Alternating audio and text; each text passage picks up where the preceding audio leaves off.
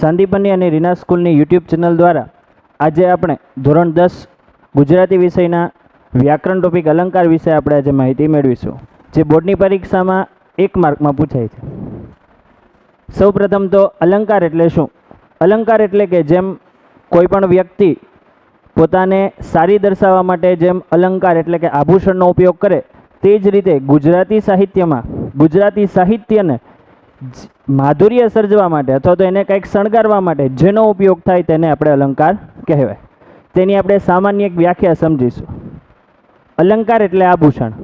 અલંકાર એટલે કે આભૂષણ કે જેના દ્વારા ગુજરાતી સાહિત્ય છે એ કંઈક વિશેષ રીતે પ્રગટ થતું હોય।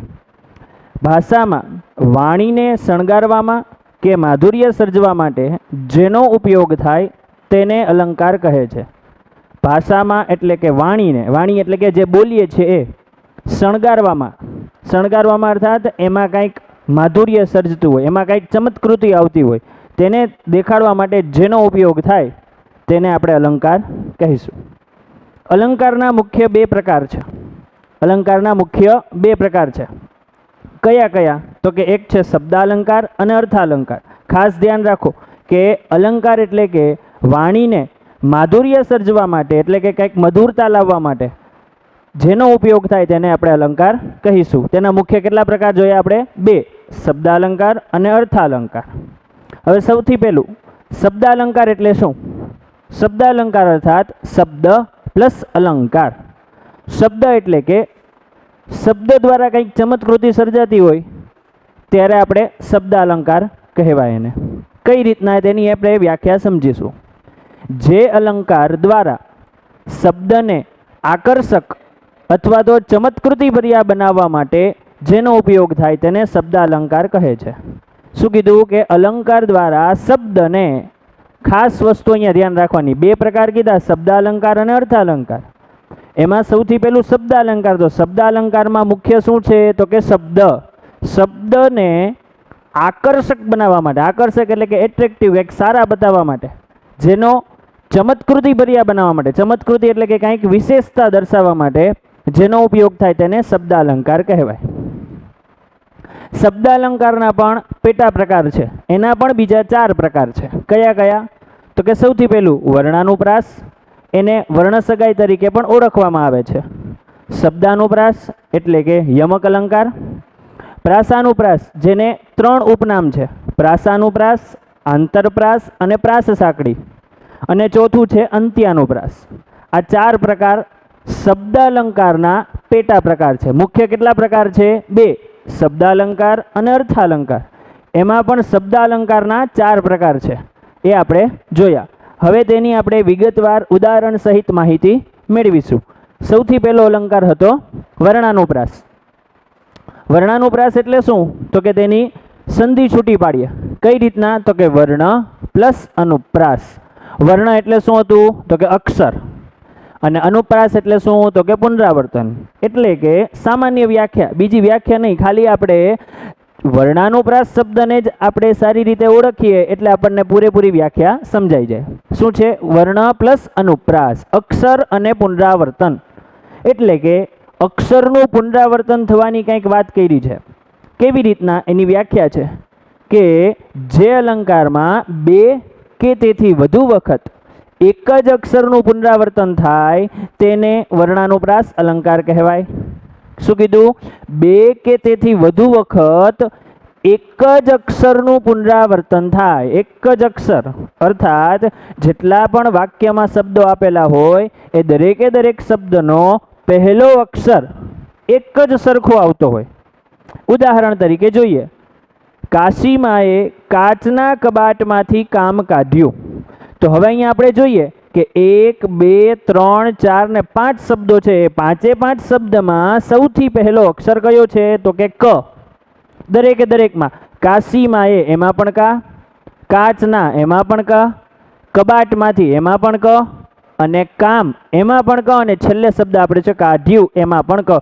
એટલે કે વ્યાખ્યા છે એનું આપણે સાર્થક થતું આપણે અહીંયા જોઈ શકીએ। કેવી રીતના? અક્ષર, તો કે એક અક્ષર છે, એનું પુનરાવર્તન એટલે કે વારંવાર આવે છે, 1 થી 2 થી વધુ વખત આવે છે. અહીંયા લખ્યું જ છે કે 2 અથવા તો તેથી વધુ વખત એક જ અક્ષરનું પુનરાવર્તન થાય તેને વર્ણાનુપ્રાસ અલંકાર કહેવાય. બીજું ઉદાહરણ છે નટવર નિરખ્યા નેન. તો બીજા અલંકારમાં પણ એવું જ વસ્તુ છે. નટવરમાં ન, નિરખ્યામાં ન અને નેનમાં પણ ન. એવું જરૂરી નથી.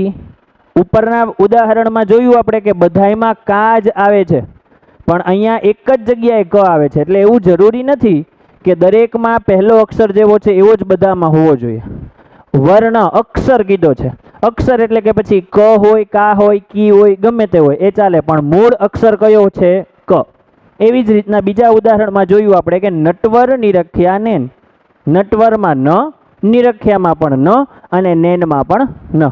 આ હતો વર્ણાનુપ્રાસ અલંકાર, જેને આપણે બીજું નામ શું કીધું હતું? તો કે વર્ણ સગાઈ. પરીક્ષામાં પૂછાય તો એ આ રીતે લખી શકાય.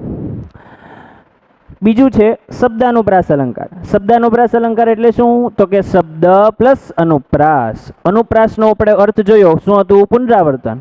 એટલે કે એક જ શબ્દનું 2 કે તેથી વધુ વખત પુનરાવર્તન થતું હોય, એટલે કે 2 થી વધુ વખત આવતું હોય. હવે ઉદાહરણ એટલે વ્યાખ્યા જોઈએ. 2 કે તેથી વધુ વખત એક જ અક્ષરનું પુનરાવર્તન થાય પરંતુ અર્થ અલગ અલગ હોય. શું કીધું? અર્થ.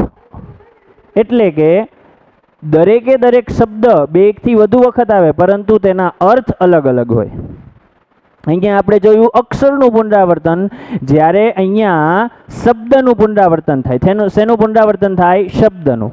એટલે એ શબ્દના પુનરાવર્તનમાં તમારે બંનેના બધાના અર્થ છે એ અલગ અલગ આવશે. 2 કે તેથી વધુ વખત શબ્દનું પુનરાવર્તન થાય પરંતુ અર્થ અલગ અલગ હોય. હવે એ શબ્દનું પુનરાવર્તનમાં શું કીધું? તો કે ઉદાહરણ જોઈએ. જવાની તો જવાની. તો અહીંયા આપણે જોયું કે એકનો એક શબ્દ 2 વખત આવ્યો છે પરંતુ બંનેના અર્થ કેવા થશે? અલગ અલગ. અહીંયા એક જવાની શબ્દનો અર્થ શું થશે? તો કે યુવાની. અને બીજો જવાની અર્થ શબ્દનો અર્થ શું થશે? તો કે જતી રહેવાની.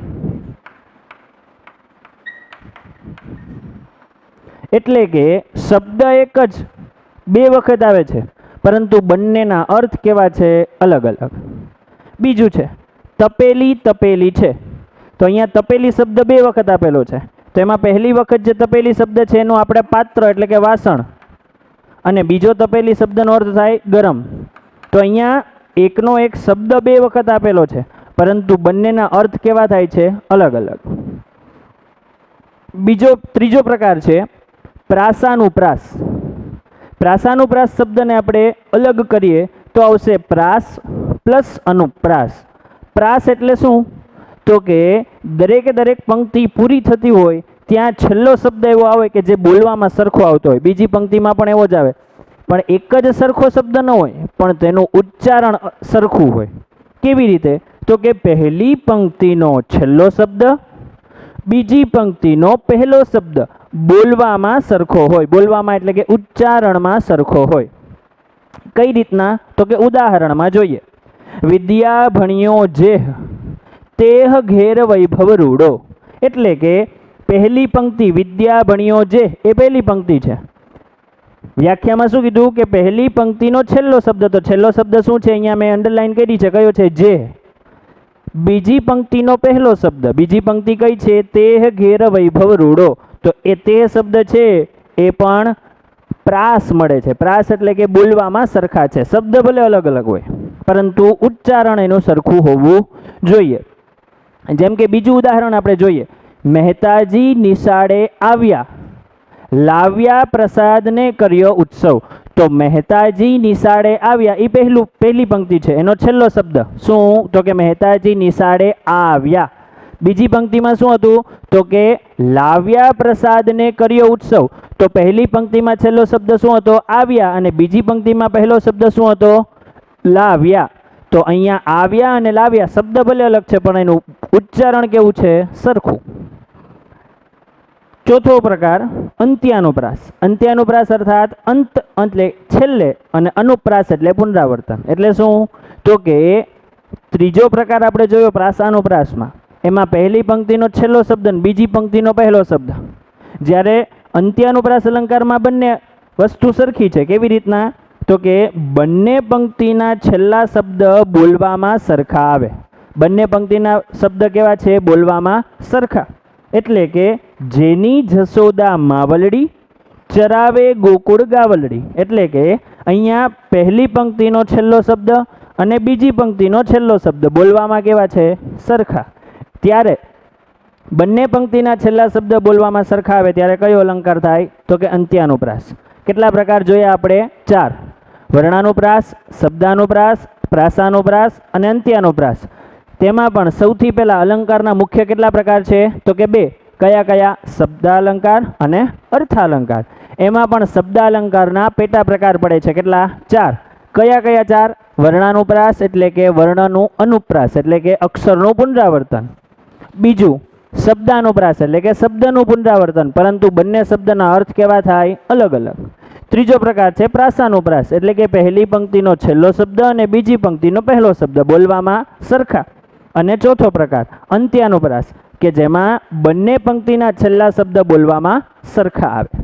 ત્યારબાદ આપણે મુખ્ય 2 પ્રકાર જોઈએ. એમાંથી પહેલો પ્રકાર આપણે આજે ભણ્યા. બીજો પ્રકાર છે એ હવે પછીના લેક્ચરમાં આપણે જોઈશું.